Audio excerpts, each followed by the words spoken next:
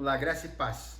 Nós vamos continuar, então, o nosso tempo aqui juntos e falando sobre a visão de Deus e o chamado global, nessa missão global que Deus tem para nós como igreja, né?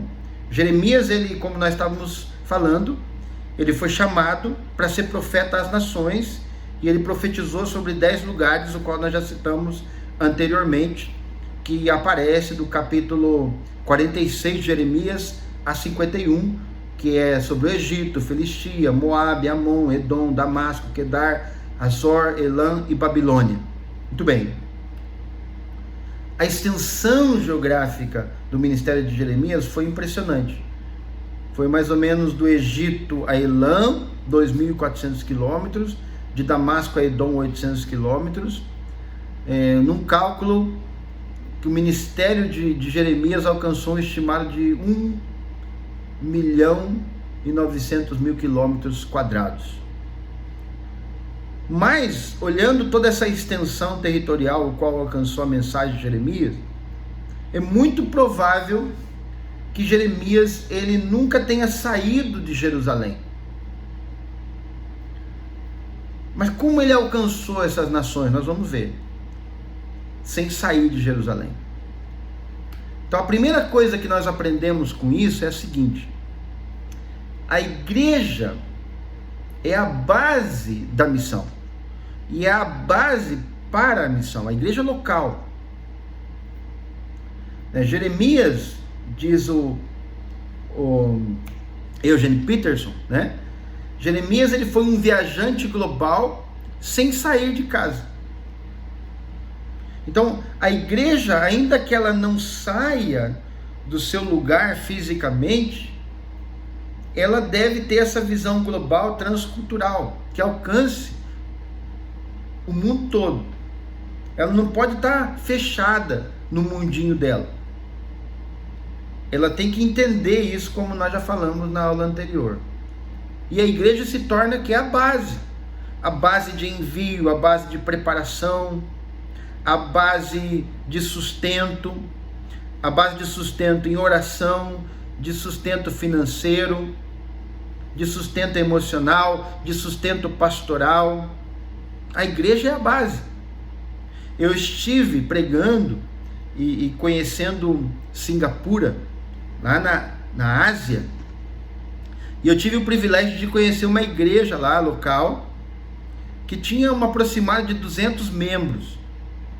E essa igreja de 200 membros, então eu fui lá num culto, não estava cheio, e no final, né, eu ali conhecendo o templo, conhecendo a igreja, a estrutura um pouco da igreja, não era uma igreja grande, um templo grande, era um templo pequeno, relativamente pequeno, e no fundo tinha um mural, onde tinha um mapa de toda a Ásia, de vários países da Ásia, e nesse mapa da Ásia, tinha lá fotos das famílias missionárias que aquela igreja local investia.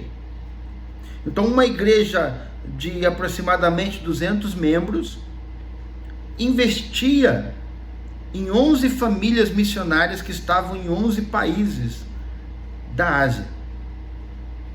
Claro que, falando de Singapura, igrejas pequenas, elas têm muita condição financeira, porque é um lugar muito rico e as pessoas ganham bem.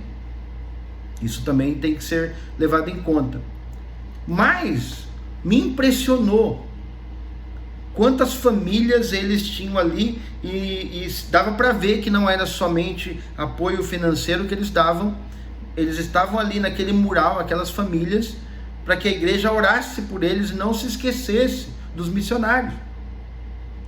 Então a igreja, ela é a base de preparação, a igreja local, ela é a base de oração, de intercessão, e ela é a base financeira, emocional, pastoral, para que a missão possa acontecer.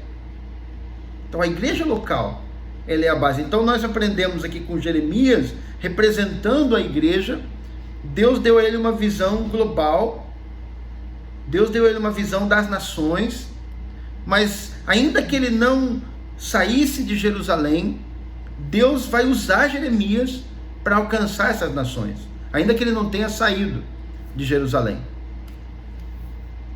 Então a igreja, então, no segundo momento, ela se torna essa igreja enviadora.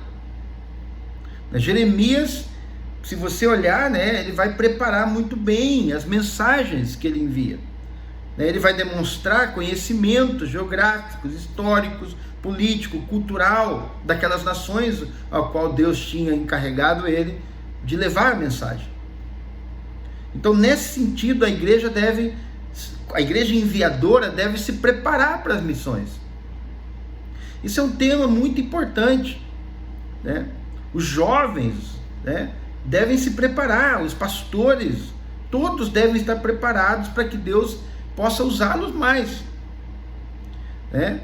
Outro dia eu estava lendo e o autor dizia realmente exatamente isso, que nós, quando estamos preparados ou nos preparamos mais nas nossas habilidades, até mesmo naturais, Deus pode nos usar mais. Se você olhar, por exemplo, nós vamos falar mais sobre esse texto, né, e sobre isso em outras aulas, mas se você olhar, por exemplo, a igreja em Atos 8:1, quando ela sai de fato de Jerusalém, ela vai sair através de Estevão, que se torna o primeiro mártir, e de Filipe, que eram também faziam parte daqueles 6 diáconos que tinham sido escolhidos em Atos 6. E aqueles 6 diáconos que tinham sido escolhidos em Atos 6 foram escolhidos porque eles eram justamente binacionais, eles eram judeus criados em cultura grega. Logo, eles falavam o grego, porque você se lembra bem que em Atos 6 foram as mulheres helenistas, ou seja, gregas, que ficaram sem o serviço da mesa, as mulheres, as viúvas, que tinham esse serviço. Então, para servir as mesas das mulheres gregas, eles escolheram varões gregos. Por quê? Por causa da facilidade do idioma. E também quando a igreja foi sair de Jerusalém para outras nações, para aqueles que já tinham uma biculturalidade e também conheciam e dominavam o grego, que era a língua, vamos dizer, comercial e uma língua acessível em muitos lugares, como parecido talvez com o inglês hoje, eles foram os que saíram mais fácil daquele mundo ali em Jerusalém e puderam dar o passo para obedecer o mandato de Jesus. Então, nesse sentido, se nós estamos preparados, se nós nos preparamos mais, até mesmo com as nossas habilidades naturais, Deus pode nos usar mais. Então Jeremias, apesar dele mostrar no início que ele estava sentindo temor e tudo mais, é claramente, se você ler todo o livro de Jeremias, você vai ver que as mensagens que ele vai entregar são mensagens que demonstravam conhecimento. Então, se nós estamos preparados e nos preparamos e crescemos e buscamos crescimento, Deus pode nos usar mais e ampliar mais o campo de atuação missionário que nós temos. Possivelmente Jeremias sempre tem enviado alguém para levar as suas mensagens. Se você olhar no capítulo 51 de Jeremias, né, e eu quero ler aqui, você vai ver que tem uma pista sobre isso. No capítulo 51, versículo 60. Olha lá o que diz o texto. Capítulo 51 de Jeremias, versículo 60. Diz assim, ó. Escreveu, pois, Jeremias no livro todo o mal que havia de vir sobre a Babilônia. E todas essas palavras estavam escritas contra a Babilônia. E disse Jeremias a Seraías: em tu chegando à Babilônia, verás e lerás todas essas palavras. Que interessante, né? O texto deixa claro que Jeremias ele recebeu aquelas mensagens, escreveu aquelas mensagens, né? E encarregou a Seraías para que levasse aquela mensagem à Babilônia e pudesse então ler aquela mensagem lá na Babilônia. Então, isso nos dá uma pista de que Jeremias possivelmente ele tenha enviado sempre alguém para levar suas mensagens. Então Deus sempre está pensando nas nações e Deus quer usar a igreja para enviar, para preparar e para enviar. Não é isso que diz em Romanos 10? Como ouvirão se não há quem pregue? E como pregarão se não forem enviados? Como está escrito: quão formosos são os pés dos que anunciam as boas novas. Então, é muito importante essa questão, né? Deus ele está querendo preparar a igreja. Versículo 14, Romanos 10, 14 e 15. Como, pois, invocarão aquele em quem não creram? Como crerão naquele de quem não ouviram? E como ouvirão se não há quem pregue? Como pregarão se não forem enviados? Como está escrito: quão formosos os pés dos que anunciam a paz, dos que anunciam coisas boas. Então, Deus ele está ampliando a nossa visão hoje e mostrando que a igreja ela é a base, ela é o lugar de preparação, mas ela também é um lugar de envio. É o lugar de envio. E a igreja deve estar enviando. Se a igreja não enviar, como que as pessoas irão e como que os lugares serão alcançados e como que a mensagem vai chegar? Muito bem. De fato, nós precisamos como igreja nos convertermos não só a Jesus, mas também precisamos nos convertermos à missão de Jesus. Então, converter-se à missão de Jesus é muito importante. Nós precisamos ter a mente transformada, como o apóstolo Paulo fala, para poder entender o propósito de Deus para todas as nações, porque muitas vezes nós temos a visão limitada e falamos, nós não conseguimos nem ao menos alcançar aqui o nosso bairro e tudo mais, e como nós vamos pensar já no globo. Mas nós nunca vamos terminar a obra local. Por isso nós precisamos entender isso. Nós não temos que terminar o local primeiro para depois pensar no externo. Não. A visão global deve ser a que nos motiva também na onde nós estamos plantados. Porque nós sabemos que somos parte desse grande plano. A mente de Deus é global. Nós precisamos ter a mente de Jesus, né? E é interessante quando Deus, e eu quero levar você a pensar sobre isso, quando quando Jesus fala com Pedro, né? Em Atos 10. Em Atos 10, nós vemos claramente essa questão.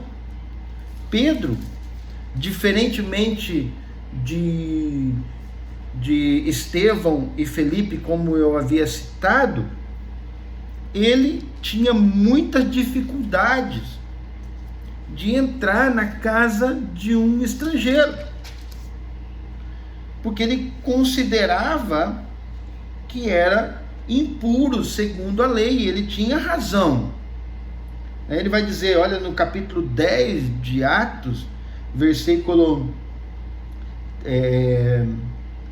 28, diz assim, ó: e disse-lhes, vós bem sabeis que não é lícito a um varão judeu juntar-se ou chegar-se a estrangeiros. Mas Deus mostrou-me que a nenhum homem chame comum ou imundo. Então, para Pedro entrar na casa de Cornélio, ele teve que ter uma mudança, uma conversão. Deus teve que quebrar esses paradigmas que ele tinha. Esse paradigma racial judaico que impedia ele de ver que Deus é um Deus que quer alcançar, e que queria e quer alcançar não só os da nação judia, mas também a todas as nações gentias. É um Deus de todos os povos, é um Deus de todas as raças, é um Deus de todas as línguas, é um Deus de todas as etnias, é um Deus que não se fecha para um só povo. Isso é muito importante. Então, quando nós entendemos claramente isso, né, que Deus está nos chamando, e Deus quer nos converter, ou converter-nos à sua missão. Então ele está querendo quebrar esses paradigmas que nos impedem de ver além do nosso próprio lugar, além da nossa própria igreja, além do nosso próprio contexto, além da nossa própria bolha, da nossa ilha que nós construímos. A ilha cultural, étnica que nós vivemos é confortável. Por exemplo, aqui no Panamá, não é? Se eu encontro um brasileiro, né, a gente começa a andar junto, a gente fala o mesmo idioma, então eu me sinto confortável de estar com o brasileiro, porque a gente fala o mesmo idioma, a gente conhece as mesmas coisas, a gente gosta muitas vezes das mesmas, não todas, mas a maioria das comidas, etc. Então, estar no lugar de conforto é o que a gente sempre vai preferir. Então, para a gente poder ultrapassar essa fronteira do lugar de conforto, é necessário quebrar paradigmas, quebrar preconceitos. Perceba que Deus estava falando com Cornélio, né, no capítulo 10, versículo 1. Havia em Cesareia um varão por nome Cornélio, centurião da corte chamada italiana, piedoso e temente a Deus com toda a sua casa, o qual fazia muitas esmolas ao povo e de contínuo orava a Deus. E este, quase à hora nona do dia, viu claramente uma visão, um anjo de Deus, que se dirigia para ele e dizia: Cornélio.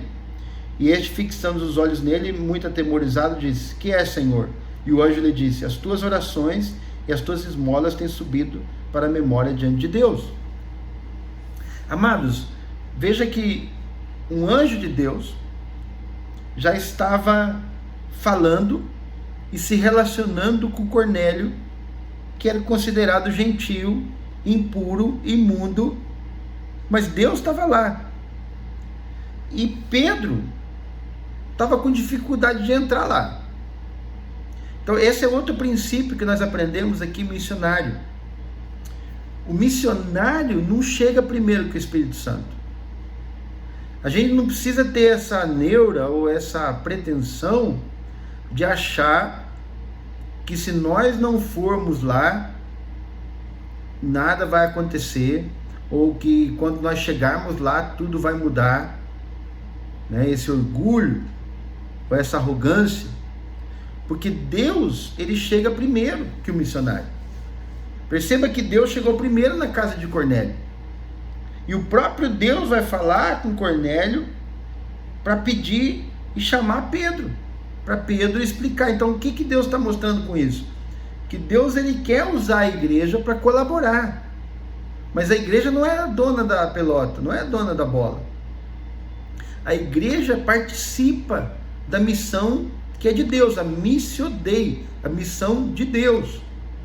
Então, nesse sentido, o missionário, quando chega no campo, ele pode ser um campo local, ele pode ser um campo distrital, ele pode ser um campo estadual, nacional ou internacional.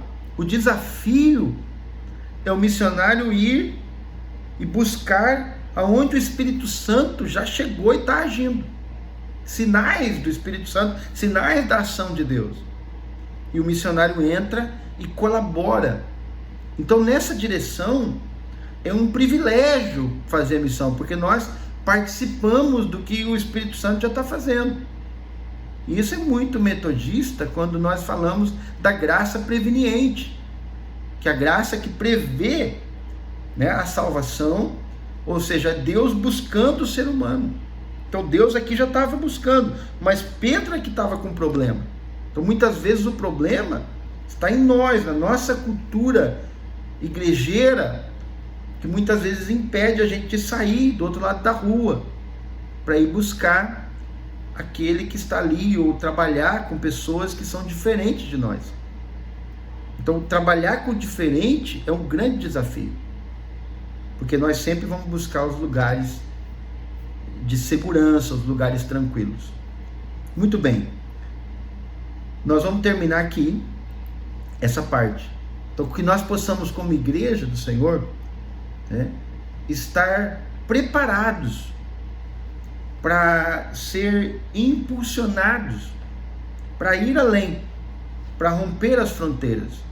E aí eu deixo para vocês essa reflexão e algumas perguntas. Quais são os principais obstáculos que te impedem hoje de se envolver com a missão de Deus? O que você deveria fazer ao terminar esse curso para que você seja mais relevante no propósito de participar da missão de Deus de salvar o mundo?